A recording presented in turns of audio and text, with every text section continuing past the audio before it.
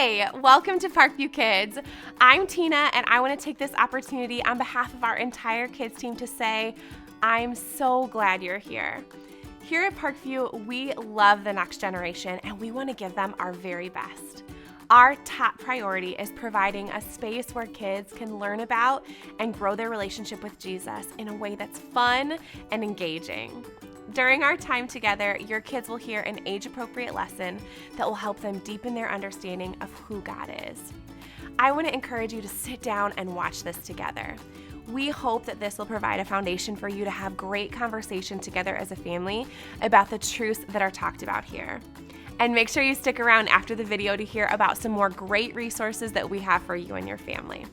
All right, are you ready to get started? Let's go. Hey, welcome to Story Lab. One sec. This week we're talking about creativity. One sec. Plus, we'll learn about a creative project thousands years old that people are still talking about. Let's go.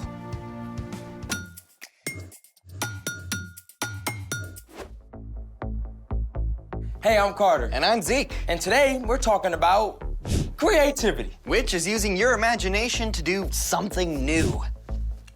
Zeke? Yeah? What's with all the yarn? Oh, it's not yarn, it's lasers.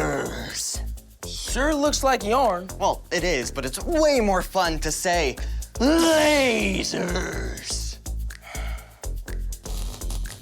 So what's up with the lasers? Sorry. What's up with the laser? Well, you have your end of the summer party coming up. Yeah. So I thought this would be a creative way to decorate. Ah. Well, it is creative. Success. But also a little messy. Oh. Do you have any other creative decoration ideas? I'm so glad you asked. Yes, I do. We just need scissors.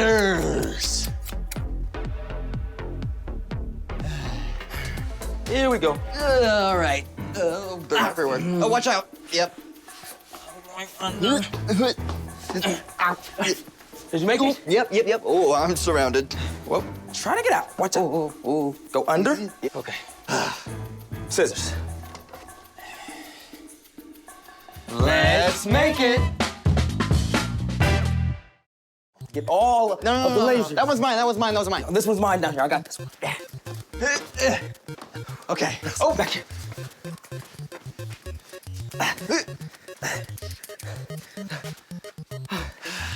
That's it. Zeke, what exactly are we making? Well, it requires balloons, Check.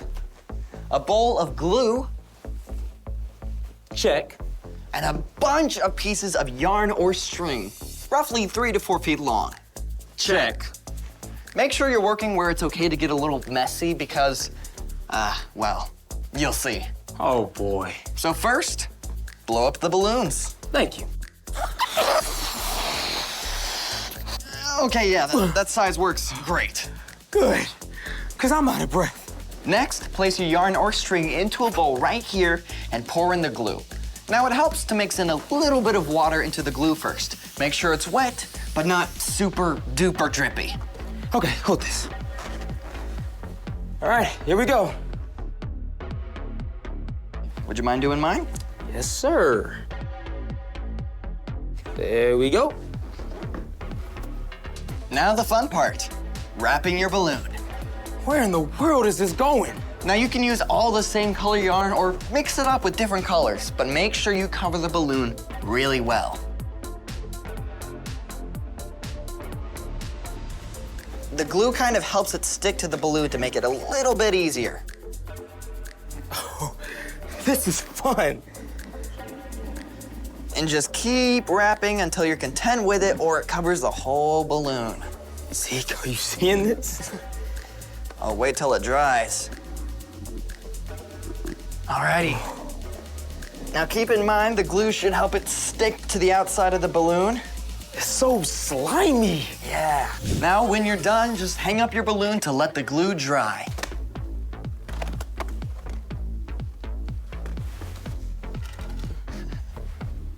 And then? And then comes the really, really cool part. Once all your gluey yarn is dry, pop the balloon. Whoa! Then remove it.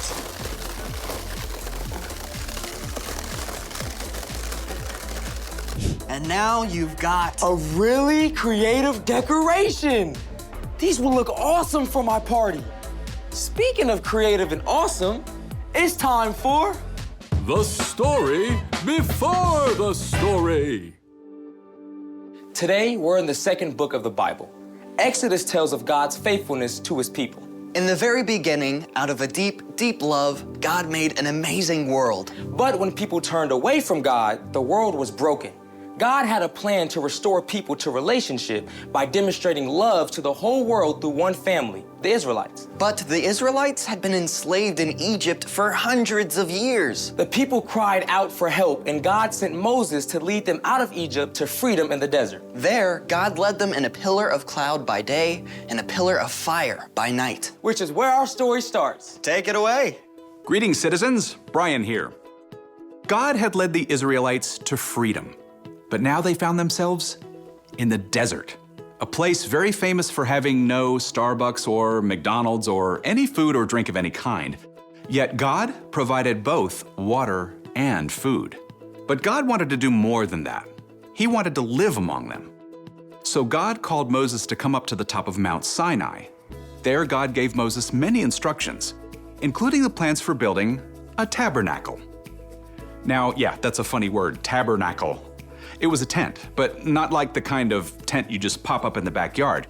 This tent God told Moses to build would be beautiful and highly decorated, a holy tent, a place where God would dwell. Let's see, curtains, lampstand, bowls, altars, incense, robes.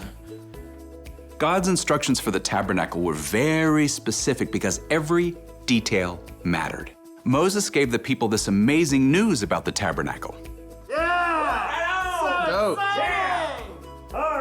But while everyone would have a chance to help, God knew that it would take somebody really special to lead the work. We need a skilled craftsman to head up the whole project. Bezalel, son of Uri, Over here. God has chosen you to lead everyone crafting the holy tent. Who? Me? God has filled you with his spirit, with wisdom, understanding, knowledge, and all kinds of skill. God had given Bezalel an amazing ability to make beautiful patterns in precious metals, to cut and set gemstones, and to work with wood. But God knew Bezalel would need help. Oholiab, God has also chosen you and given you special skill in all kinds of crafts. And to top it off, God has given both of you the ability to teach others everything you know. We are so on it. Then God chose Moses' brother Aaron and his family to serve as priests. And the rest of the people were so excited to help that they gave whatever they had for the building of the holy tent.